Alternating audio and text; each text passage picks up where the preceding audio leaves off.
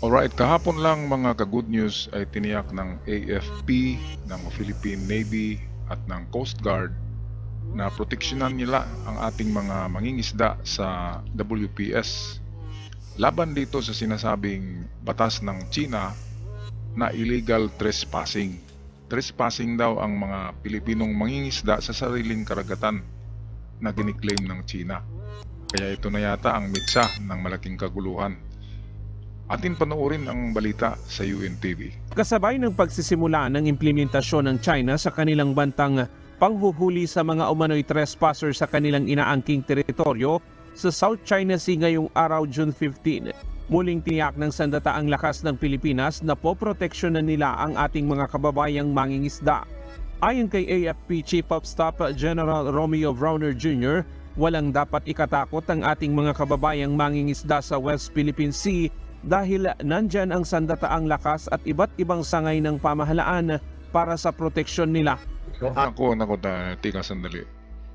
Paano kaya magkapagbigay ng proteksyon itong lahat ng sangay ng ating armed forces against sa pangbubuli ng China? Lalo na meron na silang ginawang batas na trespassing sa sariling dagat natin. Kapag papasok tayo dyan sa WPS, kasi meron silang tendas line diyan, ay alam nila ang kanilang mga itong boundary sa dagat. Kaya kapag nakapasok tayo doon sa teritoryo natin at teritoryo din nila, ay huhulihin o kung hindi man bombiruhin yung mangingisda hanggang sa malunod, bombiruhin ng dagat. Ngayon, anong gagawin ng Philippine Marines, ng Philippine Navy, ng Philippine Coast Guard? Anong gawin nila? Sasampalin ba nila yung mga China o bombiruhin nila yung mga barko ng Chinese Coast Guard at Chinese Navy? Hindi ko ma-figure out. Hindi ko nakikita kung paano labanan ito ng ating armed forces, ang China dito sa WPS against trespassing law na ini-implementa kahapon lang ng China. Atin pong itong exclusive economic zone na ito, we have the right to exploit the resources in the area. Tama. So kaya po dapat ay hindi matakot yung ating mangingisda. Anyway, nandyan po ang inyong armed forces of the Philippines, ang ating Philippine Navy, pati na rin po ang Philippine Coast Guard ay nandyan. So marami po tayong mga pinag-uusapan ngayon na mga hakbangin na nagagawin in order for us to protect our fishermen. Hinikayat ng general ang mga mangingisda na huwag matakot at magpatuloy lamang sa kanilang regular na pangingisda sa exclusive economic zone ng bansa. Ayon kay General Browner, may ginagawa na silang kaukulang paghahanda hinggil dito.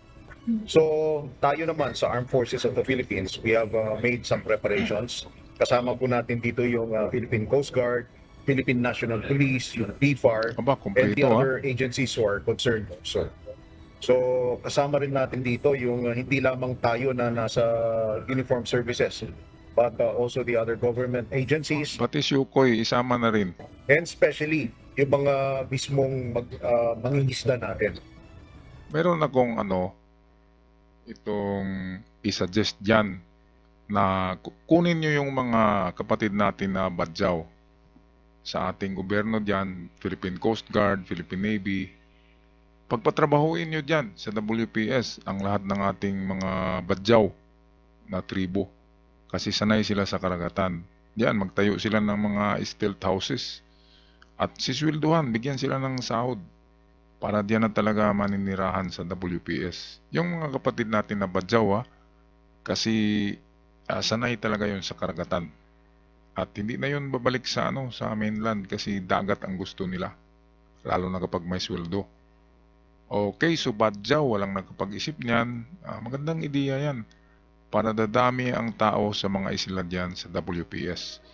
At yan ang magpapakita na ang mga isla na yan, dahil mayroong mga badyaw na Pilipino, yan ay Pilipinas.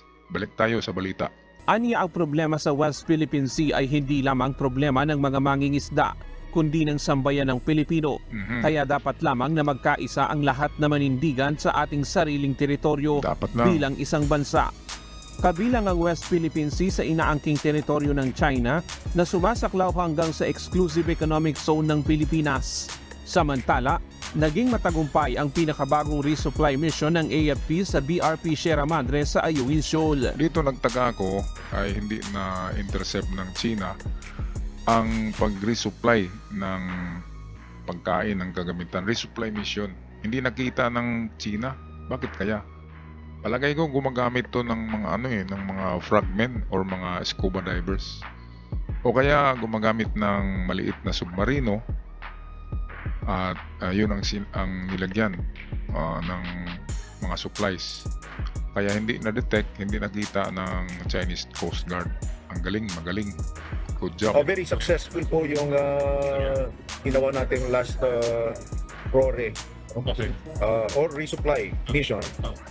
Pero hindi na po natin babanggitin yung mga detalye. But it's enough to say that we will continue bringing supplies to our troops. We will continue rotating our troops in all the features that we are occupying in the West Philippine Sea, and we will continue to protect our territory and our sovereign right. Ito, sana ay meron mahabang pasensya ang China at ang Pilipinas na hindi init ang ulo dyan kasi palaging nagbanggaan sa WPS. At kung maubusan ng pasensya ang isa dyan at makakalabit ng armas at puputok, ayun na yung hudyat ng digmaan. Patay na tayo dyan. Hindi na idinitalye kung sa paanong paraan na ihatid ang supply, pero wala na raw naagaw na supply ang mga Chinese Coast Guard. May iba't ibang opsyon o paraan na isinasagawa ang AFP para sa tuloy-tuloy na paghahatid ng supply sa mga sundalo sa BRP Sierra Madre at iba pang maritime feature ng bansa. Kasabay ang pagtiyak na hindi lalala ang sitwasyon sa lugar. We made sure na hindi na po maagaw yung mga supplies natin. But at the same time, we are also careful na hindi naman mag-escalate yung situation dahil ang hangarin po ng inyong armed forces, ng ating bayan, as stated by our president, is that dapat ay pigilan natin ang gera. No? We have to prevent war. But at the same time, we have to exert our rights in the West Philippines. Napakahirap niyan, parang parang barya, Cohen na merong talikuran. Kasi dapat mahinahon tayo at the same time ay huwag tayong magipaggera sa China. At paano yan? Proteksyonan yung mga mangingisda sa anong paraan?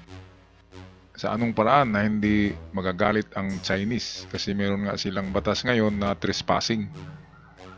Walang makapasok na mangingisda sa WPS na inaangkin ng China. Which is, sabi ni Browner, ay atin naman yun. Totoo naman. Pero ang lang talaga dito problema kung paano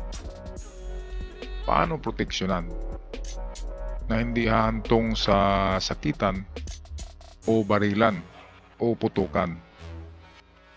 Kaya kung merong init, merong spark, ay merong tendency na merong sisiklab dahil sa mga sparks na yan.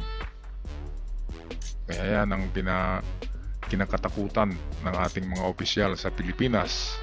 Di bali na yung mga China kasi alam naman ng China kung sino talagang pumapanig sa kanila, ay automatic yun na paliparin papuntang China bago bombahin nila ang Pilipinas. Atin na lang ipasa Diyos ang mga pangyayaring ito na pinipredict na talagang mangyayari na sa darating na mga taon. God bless the Philippines. Ako'y magpaalam na, mga ka-good news. Maraming salamat.